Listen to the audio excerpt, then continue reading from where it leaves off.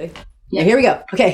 Hey, this is Yvonne Gallagher with Talk Soup du Jour, and I am here today with an artist, and she just happens to be my sister, Michelle Garlock. So thanks so much for being on with me today. Thanks, Yvonne, for having me. Yeah, you're welcome. This is a second try. We did actually try this last week, but I'm a newcomer. So okay. I'm getting all this worked out. But she has a lot to share today, so we're going to try to do it quickly. So pay attention. It's going to be some good stuff. So we're going to be talking about how she came about. Like mom and dad. Oh, yeah, mom and dad. I forgot. Yeah. And then kind of all that happened. And then it's going to be a two-parter because she's going to be doing a nice little demo. Oh, is it? Oh, am I? I'm saving it for later. So thanks. Yeah, sisters are good. And they're good for snacks, too. Like I have animal crackers. Animal. Yeah, thanks to Sophia. Oh. Yeah. Kid at heart. So the second part is going to be actually a little bit of a demo. She's going to tell us where she is currently today. And then what she's doing with the art that's in the background. So it's a lot of fun. We got a lot to get through. Yeah. So tell us your beginnings. Okay. So when I was just a little one. I was born when I came forth. No. All right. So, born to a wonderful family with not a lot of money. No. So, needless to say, we made our own toys. Out of like sticks and string. And that is so true. My favorite thing is still making bows and arrows. Yeah. Out of sticks and string. But anyways, we didn't have much money. And so, of course, we had to entertain ourselves. And one of the things I loved to do from an early age was to draw. So you give me a piece of paper, give me any writing implement, and I will start to draw. And that's what I did. And I thought, you know what? I think I want to be an artist. That's what I want to be. And so as I went through school, I studied art. And then it was time to pick a college. And I thought, wait a minute. Artists are poor. I know what it's like to be poor. Yeah, I don't want to be poor. So I said, I don't want to be a poor artist. And I don't want to be an art teacher because art teachers sit in the same room day after day and they're really crazy and they wear these crazy clothes. And I just don't want to be one of them. And so I decided I need to. Actually, I like what you have on. Yeah, it's a little crazy, but not too bad. I did go really funk. And so I ended up going to school at a local community college for just art. But when I left there, I had to decide, what am I going to do with this? And so I looked around and I thought, I don't want to starve. I don't want to be stuck in the same room. What can I do? I love psychology. So I found a little thing called art she had younger therapy. sisters. She was trying to work on us too because we were kind of nutty. I needed to go to school because it wasn't working what I was doing with them. So I had to learn some more. Yeah. So they were my test subjects. So see how he turned out. Yeah. Anyway. So I ended up finding art therapy. And at the time, it wasn't really a predominant field, but it really interested me because it combined the psychology part of it along with art. So how can you use art to help people to heal? I thought, well, that's fascinating. I love that. So I went down to New Rochelle and I finished up my undergraduate in art therapy, got married, came home. Well, wait a minute. I came home, got married. Oh, yeah. Yeah, I didn't get married down there. Came home, got married to Gary, who, that's a whole nother story. We'll do a story that's a whole other counseling session. Yeah, no. 30 years. Yeah. 30 years of a life sentence. No, I love him. Anyway. So I came home, got married, and I looked around and there weren't a lot of art therapy things available in good old upstate rural New York. And so what I did find is Happiness House, which was a school for children with disabilities. It was actually United Cerebral Palsy, one of theirs.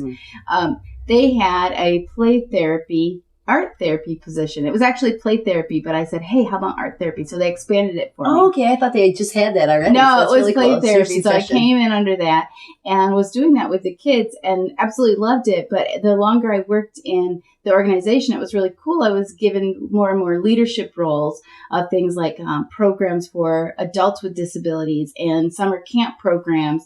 And then they started a Head Start program, which is a preschool for children who have really financial needs that made it so they couldn't attend a preschool.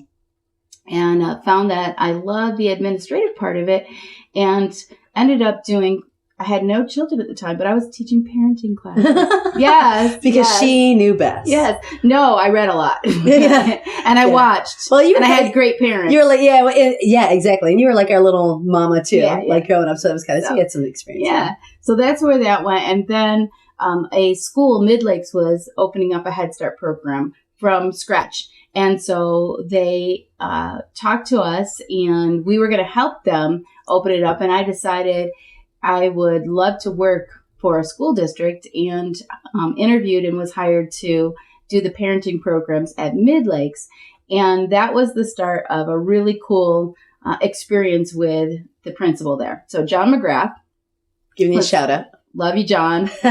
John was an amazing principal who I just thought when I grew up, I want to be just like him. He was great with parents, great with kids, great with the community. He was so good with staff. And I just felt like he was a really nurturing figure and at the same time really funny. And I loved to banter back and forth with him. I thought, I want to be like him. So I went back to school to get my master's in educational administration.